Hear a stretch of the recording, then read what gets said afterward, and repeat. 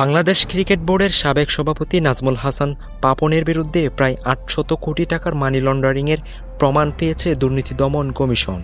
এর পাশাপাশি ক্রিকেট টুর্নামেন্টের নাম ব্যবহার করে ৩৩ কোটি টাকার অবৈধ সম্পদ অর্জনের অভিযোগে তার বিরুদ্ধে মামলা হয়েছে। অভিযোগে উঠেছে, যুব ও ক্রীড়ামন্ত্রী হওয়া সত্ত্বেও বিসিবির সভাপতির দায়িত্ব না ছাড়াই তিনি ক্ষমতার অপব্যবহার করেছেন। দুদক বলেছে, প্রাপনের নির্দেশে বিপিএল স্টেডিয়াম নির্মাণ, বিদেশি কোচ নিয়োগ সহ বিভিন্ন মাধ্যমে অর্থ আত্মসাৎ হয়েছে। তার ঘনিষ্ঠ সহযোগী বিসিবির সাবেক পরিচালক ইসমাইল হায়দার মল্লিকের বিরুদ্ধেও মামলা হয়েছে। তিনি এখন বেক্সিমকো ফার্মার একজন কর্মকর্তা। অভিযোগ উঠেছে, তিনি ক্লাব ক্রিকেট ধ্বংসে জড়িত ছিলেন এবং বুট বাণিজ্যের মাধ্যমে ঢাকা লিগের নিয়ন্ত্রণ নিয়েছিলেন। দুদকের জনসংযোগ কর্মকর্তা আক্তারুল ইসলাম জানান, পাপন ও মল্লিকের বিরুদ্ধে মানি লন্ডারিংয়ের আইনের অধীনে নতুন মামলার সিদ্ধান্ত নেওয়া হয়েছে। সম্প্রতি বিসিবিতে অভিযান চালিয়ে নানান অনিয়ম ও দুর্নীতির প্রমাণ পেয়েছে দুদক।